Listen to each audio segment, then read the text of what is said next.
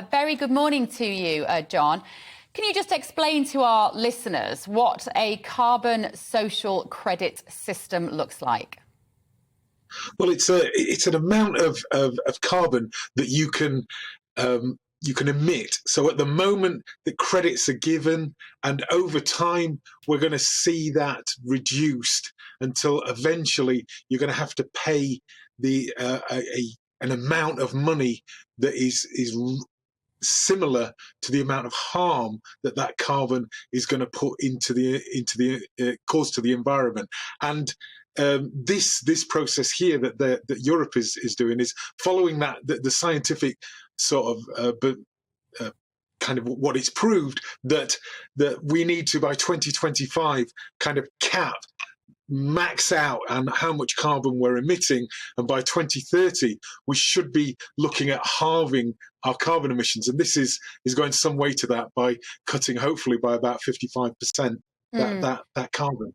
So at the moment, in the EU, there are businesses that have to apply to this scheme. It's complicated. You could see that we're both sort of struggling to find the language. Now, what happens when something new comes into our world, particularly in such a significant way?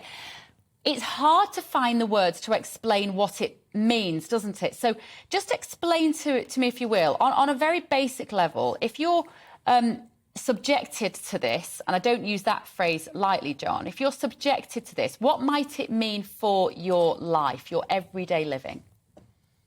Well, hopefully it means that you'll be more efficient to meet these terms. That if you just try a business as usual and try and pay it off, well, that's going to be expensive. But the good news is that when a company, and it's been shown for many years now, when a company really embraces this and sees it as an opportunity for the future, the way that they meet these carbon reductions is by improving efficiency and often becoming more profitable. So you know, the companies that refuse to change, they're the ones that sort of get kind of punched. It should be noted that, you know, when we're dealing with people as a whole, you know, it isn't the low-paid workers that produce the huge amounts of carbon.